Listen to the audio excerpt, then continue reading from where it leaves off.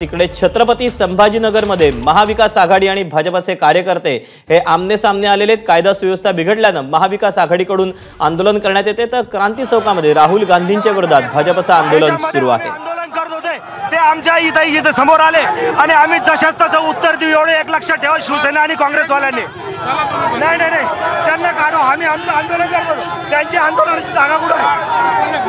नाही नाही मोदी मोदी मोदी मोदी मोदी मोदी मोदी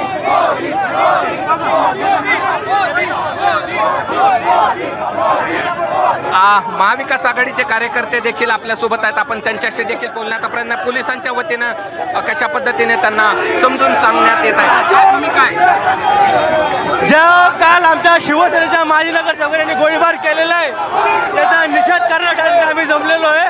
आपण बघताय जो यांचा वर्षा बंगला आहे हा गुन्हेगारांचा अड्डा झालेला आहे।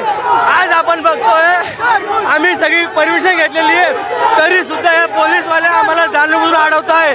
भाजपचे लोक 1.5 घंटा झालं यांना काढवत नाहीये। लीट सांगा अंगावर घेऊ म्हणा, इकडे सांग बरं लीट।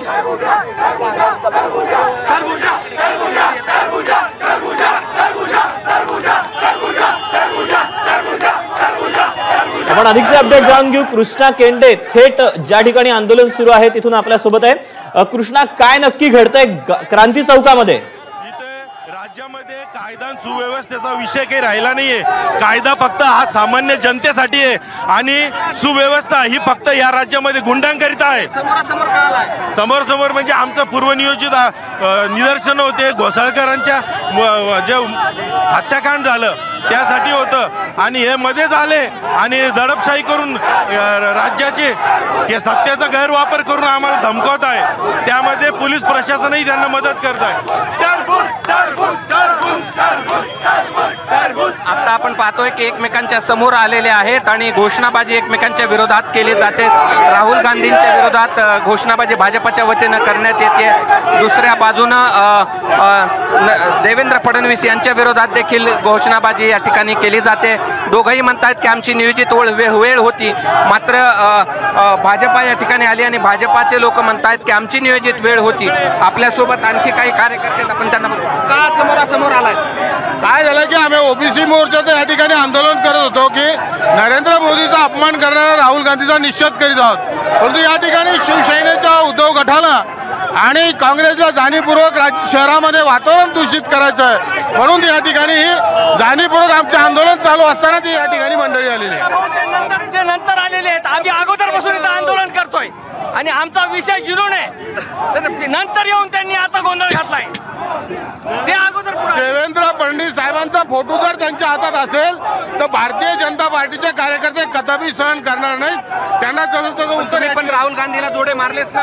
आम्ही राहुल गांधीचा बोलला पण देवेंद्र फडणवीसचा मुद्दाहून या ठिकाणी भारतीय जनता पार्टीचे लोक आंदोलन करीत असताना जर देवेंद्र भाऊचा फोटो आणून जर ते या ठिकाणी अपमान करीत असतील तर भारतीय जनता पार्टी सहन करणार नाही।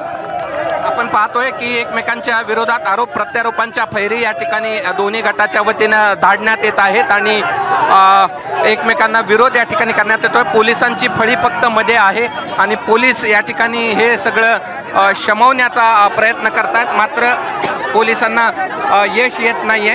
ही दृश्य क्रांती चौकातली आहेत आणि इथे दोन्ही गट समोरासमोर आलेले आपल्याला पाहायला मिळतात। कृष्णा, या सगळ्यामध्ये एक महत्त्वाचा मुद्दा आहे तो म्हणजे की दोन्ही बाजूकडनं एक दावा केला जातोय की आमची नियोजित वेळ सारखीच होती। या सगळ्याबाबत पोलिसांकडून काही कळू शकलेलं आहे का की कोणाला कुठली वेळ देण्यात आली होती?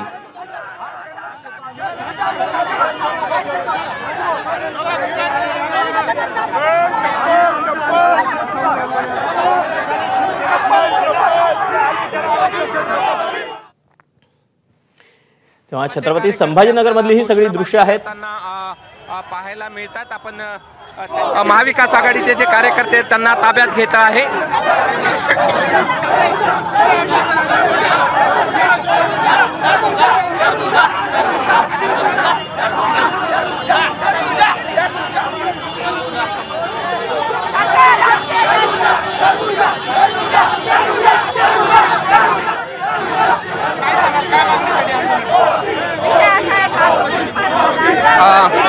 पोलिसांच्या वतीने प्रयत्न सुरू आहे, मात्र अद्याप हे आपण या ठिकाणी घोषणाबाजी केलेली आपल्याला पाहायला मिळत आहे आणि वेगवेगळ्या आंदोलन होती खरी, मात्र दोघांनाही वेगळ्या जागा दिलेल्या होत्या, मात्र दोघंही समोरासमोर आलेले आपल्याला पाहायला मिळत आहेत आता।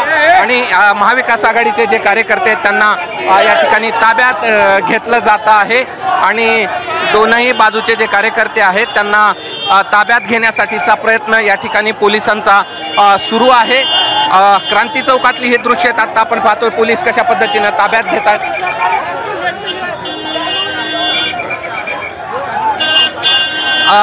आता आपण पाहतोय की आत्ताची ही दृश्य आपल्याला पाहायला मिळतात क्रांती चौकातली, आणि क्रांती चौकामध्ये दोन्ही गटाच्या कार्यकर्त्यांना ताब्यात घेण्याची प्रक्रिया पोलिसांकडनं केली जाते आहे आणि कार्यकर्ते ताब्यात घेतले जात आहेत। दोघांचंही एकच म्हणणं आहे की आम्हाला वेळ दिलेली होती, मात्र त्यावेळी या ठिकाणी इतर कार्यकर्ते आले आणि समोरासमोर घोषणाबाजी या ठिकाणी सुरू केली। भाजपा विरुद्ध महाविकास आघाडी अशा पद्धतीचं चित्र या ठिकाणी आपल्याला या क्रांती चौकामध्ये पाहायला मिळतं आहे। पोलिसांच्या वतीनं दोनही बाजूच्या कार्यकर्त्यांना वेगळं करण्याचा प्रयत्न केला जातोय।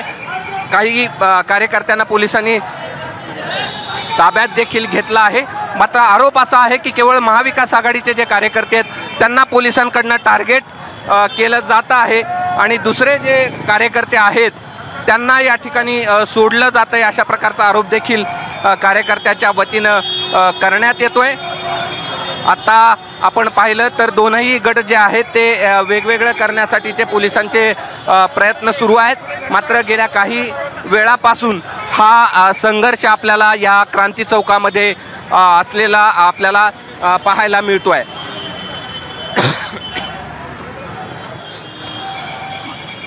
छत्रपती संभाजीनगर मधली आपण ही दृश्य पाहतोय। छत्रपती संभाजीनगर मध्ये भव्य आणि भाजपा कार्यकर्ते आमने सामने आलेले आहेत। कार्यकर्त्यांना पोलिसांनी अडवलेलं या ठिकाणी आपल्याला पाहायला मिळतं आहे। दोनही बाजूचे जे कार्यकर्ते आहेत ते एकमेकांच्या समोर आलेले आपल्याला पाहायला मिळत आहेत।